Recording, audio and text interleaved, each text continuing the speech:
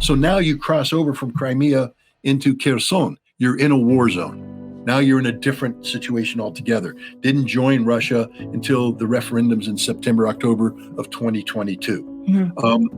I got to meet the governor of Kherson. I told you, Alexander Zyryanov has the magic phone. And I had access to a lot of very important, influential people. It was a tremendous trip. But, Kherson, of course, is in the center of a war. The right bank of Kherson, the city of Kherson, is occupied by Ukraine right now. There's strikes taking place, heavy fighting on the river. But his number one priority wasn't the war. I mean, it's important. But this is a man who's just talking about rebuilding Kherson. In the middle of the war, at a critical time when that's all it's going, his priority, and I got to meet the head of the Economic Development Agency of Kherson. They've received money, I think 300 million rubles last year, or $300 last year. It's been doubled, more than doubled, 700 million this year for investment. His first factory that he built was a concrete factory, and they went from one line to now they're building up to 6 lines. The one line, I think, produced 60 cubic meters of concrete per hour. With 6 times 6, I'm not a math genius, but that's a lot of concrete. What it means is that they're focused on pouring concrete, which is an essential element of reconstruction, of building. They're seeking to build in Kherson. So anybody who talks about the Russians are in there destroying, wreaking havoc, etc. No, the Russians are committed to bringing Kherson into Russia and making it part of Russia, which includes all the infrastructure. He said, we have to, before we rebuild a society, we have to lay down the roads, then we have to build the hospitals, we have to build the schools, we have to build the institutions around which communities can be reborn. And that's his focus, that's his effort in this time of war.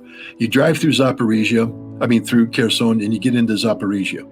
And Zaporozhye is, again, a war zone. You get to Melitopol, you see the Surovikin line, you see the dragon's teeth, the barbed wire. There are checkpoints everywhere because it is a place of war. In Zaporozhye, there's a region where the Ukrainians have installed the deep reconnaissance groups, these saboteur groups. Some people in the West, ISW, calls them partisan activity. And you'll see on the map, little purple zone, it says significant Ukrainian partisan activity. Whatever it is, it's there. And they attack. They call in strikes. One of the biggest fears, I had to operate because I'm on a couple hit lists from the Ukrainians, and they have been trying to kill me when I travel over there. And we have to take that threat seriously. So the people that I was with are professionals, and we made sure that when we traveled, we did so in unpredictable manners. We didn't stay in fancy hotels. We stayed in safe houses. We didn't stay in one place too long. My not American-made, but Chinese-made iPhone was turned off and put into a Faraday cage and locked and sealed so it could emit nothing. And we did that. And there's a reason. There was concern. The Russian government was fearful that somebody could ambush us on the road if they knew that I was traveling, or a HIMARS could come in and get me or something like that. So we had to be careful going through, especially Zaporozhye, because that's the territory, that's the oblast where the Ukrainians, focused their counteroffensive on, coming through Robotyno to Tokmak to Melitopol. I had wanted to go to Tokmak. There's a couple units there that I was hoping to interview, but the Ministry of Defense put the kibosh on that, said, you ain't getting anywhere near the front line, boy. So I had to go to Melitopol instead. And then we moved on to Donetsk, the Donetsk People's Republic, Mariupol. So you got to go to Mariupol, because I was going to ask, did you? 100%. The Mariupol miracle now. Mariupol. I insisted on going to Mariupol, and they did not want me to go to Mariupol, but they went, okay. First of all, when you drive into Mariupol from the south, you're driving into the zone that where the Russians began the reconstruction. And so you're driving into a city that looks like it's just modern apartment blocks. There's no destruction. There in the apartment complexes, you have parks where you have children playground, you have schools, you have stores, gas stations. They just opened up this giant hospital, all first class, construction and all that. And you're just sitting there going, wow. And this is, and each one of those apartment blocks, it's military construction units started this. But what's happened is every district or oblast in Russia has sponsored. It's like, we sponsor this block. And so they provide the money and the materials, they pay for it to build it up. And this is why things are going up so fast, because all of Russia is committed to this task. This isn't like, we took Mariupol and then we're forgetting about it. Russia, the nation of Russia, the people of Russia are committed to this, and they are going to rebuild this city, and they are rebuilding this city. But I have to tell you, it's a hell of a task, because as you drive out of this reconstructed area, you enter a zone where some of the buildings are able to be preserved. The civil engineers have gone in, looked at the core, and said, we can save this building. It's not a matter of tearing it down and building new. We can actually refurbish it. And so you see active refurbishment, and they've been succeeding. Some of these buildings have been rebuilt. There's life there. There's cars, there's traffic, there's stores, there's people, things. But every once in a while, there's the building that can't be done, and it's a burned out hulk. And the further you progress into the city, the less there is of the rehabilitated buildings and the more you get of the hulks. Now, I drove through, you remember the history where you have the opera building that was, the Ukrainians claimed the Russians bombed it and all that. It's horse crap. It was brought down by Azov. The Azov guys are the most evil people on the planet. But it's being rebuilt. It's totally behind a screen right now. They're preparing that but they're rebuilding the city center, so it will be as glorious as it ever was. There's certain historical buildings that will not be allowed to be brought down. They will be rebuilt back to their former grandeur. But there's just so much of the place that is literally done. And again, when you talk to Adam Dilikanov and the other veterans of Mariupol, they talk about the house-to-house fighting that took place. They talk about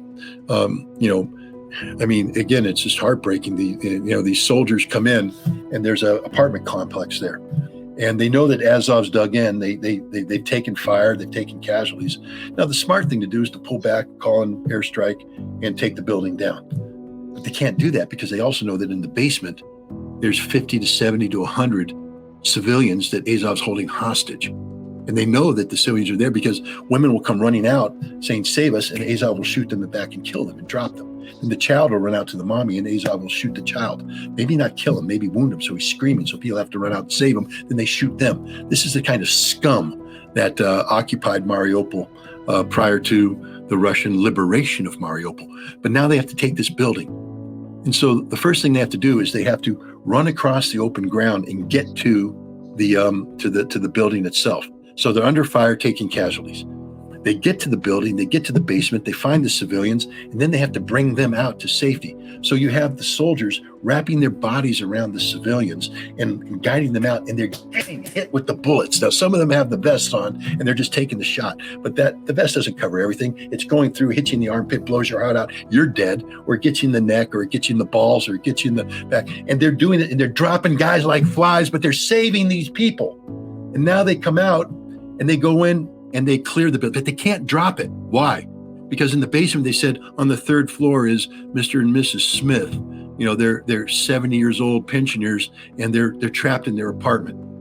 So now they got to go in. Now, if you read about the Battle of Aachen or any battle where Americans went into Germany and were fighting in the villages, they'll talk about how they go into the buildings and clear the buildings. And they'd go in and they just knock the door down, throw in a grenade, boom, come in, spray. And inevitably, there'd be a whole German family they just killed, and they didn't give a damn because they didn't care about the Germans. They didn't want to kill the German civilians, but it just was it was. They didn't care. Well, the Chechens and the Russian Marines and the Russian soldiers can't do that. They have to clear the building the way where they open it up, and they have to examine before they shoot because they don't want to kill the pensioners. And inevitably, there's an Azov guy waiting there going, bam, blows their brains off. So they have to come. They're taking heavy casualties. Every single building in Mariupol was captured this way. If people don't understand that, don't believe any of that shit you're hearing from the Ukrainians or anybody else, and I apologize for my bad language. But you see this, and you see the buildings, that are destroyed as a result of this because Azov set them on fire, or Azov created the conditions where the fighting had to consume the building. And then you get to Azovstal. And it is a nightmare, a utter nightmare. You see the destruction and you realize that Azov was underground in this, that the Russians, the Chechens, had to go in there and fight inch by inch, not just above the ground, but have Azov pop up behind them. They're fighting the very war that the IDF was fighting in Gaza today, but the Russians won. They prevailed. But it cost them so much, so much. So you see this and you're like, holy shit. And then as you drive through the north of Mariupol, and it's gone. It's finished. It is Stalingrad. It's there's no redeeming it. I mean, they'll have to tear that whole thing down and build it up again, but they will. That's the promise of what's happening here, is the Russians are going to do this. Then you get to Donetsk. Donetsk is a major city. Is a modern city. In fact, it was sort of the pearl of Donbass before the war began. They had that brand new airport, big high-rise buildings, the whole thing. I remember I met with a very well-known Colonel Khodakovsky, of the commander of the Slavic Brigade. I met with him the day after I arrived there, and he thanked me. He said, I don't know what connectivity you have, but last night we didn't get shelled. So maybe it was the Ukrainians showing respect to you. And I'm like, well, I'll extend my stay. And he's like, no, you need to get but so that night there wasn't shelling, but it's a city that, to give you an example, they tried to book me in a hotel and we didn't do it because I don't want to die, but more importantly, I don't want to be the cause of a strike that causes people to die. So we stayed in a safe house, and getting to the safe house, I'm not going to go through it, but there's ways to do it that you avoid being detected and all this crap. And we spent the night in the safe house. In the morning, you get up and we're getting ready to, that night we had to go to a meeting with Denis Pushilin, the head of the Donetsk People's Republic. But the way you have that meeting is just, again, shows the reality of it. We drive through Donetsk we're just told to start driving. Then you get a phone call and you're told to go to this place. And you get to that place and you get another phone call and you go to another place. And what they're doing is they're just looking because there's a lot of eyes in Donetsk that aren't friendly to Russia. And they're making sure that they're not being detected, that they're not being followed. And when the security people are comfortable, they say, okay, this is the spot. You go upstairs. And then Pushilin shows up with his people, and we had our meeting. Very informative meeting, very thorough discussion of the situation, of the reality on the ground, the goals and objectives, etc. But we're on the clock, and eventually his guys come in and go, "We're done. We've been here too long, and we're gone." We all split and we go our different ways. That's the reality of life in Donetsk. It's a war zone where the Ukrainians are actively trying to kill the head of the Donetsk People's Republic and anybody of note. But it's not just that. That morning, they started shelling again. They kill civilians every day. Donetsk gets showered with artillery fire that just slaughters innocent civilians, women, children, pensioners, men that aren't combatants. They're hitting marketplaces, schools, apartment buildings, places of business. You wake up in the morning, you can read about artillery fire. I mean, I've heard it before. I was an artillery officer, but it's one thing to read about it. It's another thing to hear it. So I woke up that morning, it's just like, boom, boom, boom. I'm like, whoa, shit, okay.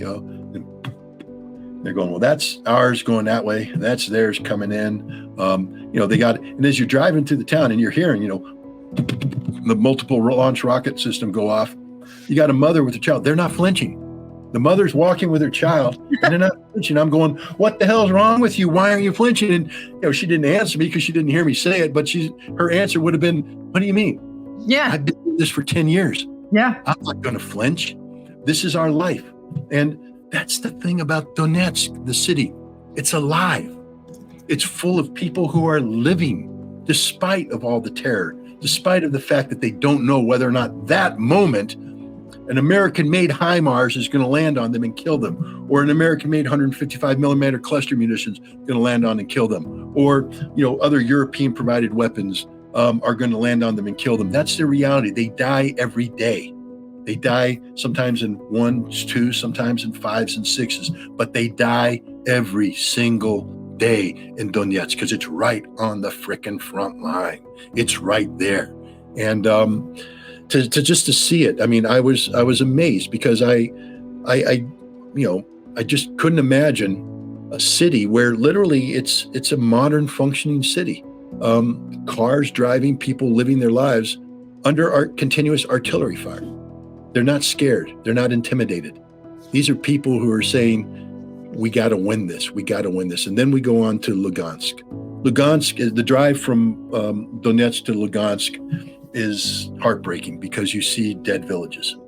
As you drive through villages that have been devastated, there's no life in them. Then the next village over is rebuilding. There's some life. Then another village has everybody alive. The randomness of war, the randomness of the violence comes alive. And you just realize just how utterly horrific war is and why war should never be allowed to occur. But it is occurring. We got to Lugansk and we were taken to the memorial to 68 children who lost their lives during the 8 years where Russia, stood by and let the Donbass fend for itself. And a lady was explaining this to me, and then she was talking, and she got tears in her eyes, and she was like, I love the Russians. I am Russian. I'm proud to be Russian. And I thank God every day for Vladimir Putin and the Russian soldiers that are fighting for us and sacrificing so much. But she said, why did it take you so long? Why did it take them so long?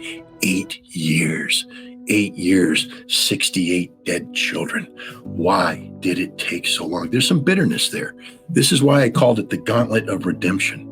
You see, Russia has to redeem itself in the eyes of these people, and it is redeeming itself. Crimea proves that. Kherson proves that.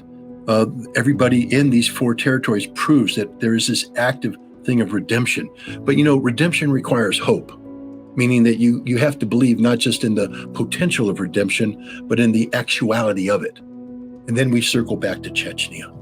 The Chechen miracle is the proof.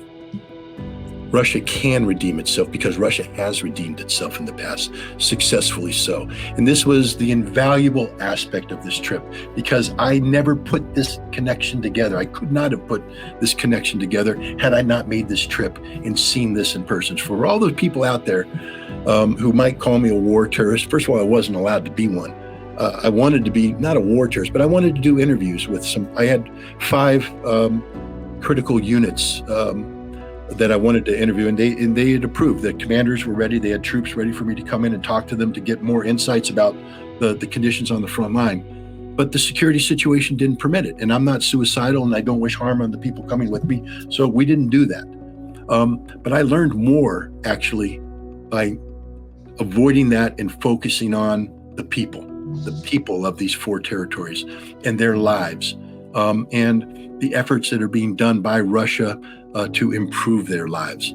I had to see it firsthand, and I'm so glad that I had the opportunity to do that. And I thank everybody in Russia, especially Alexander Ziriana, for giving me this opportunity. It was a unique opportunity. I hope someday to return to those territories, but I hope that when I return that the war will be over and it will be totally focused on the rebuilding of it to bring redemption to life.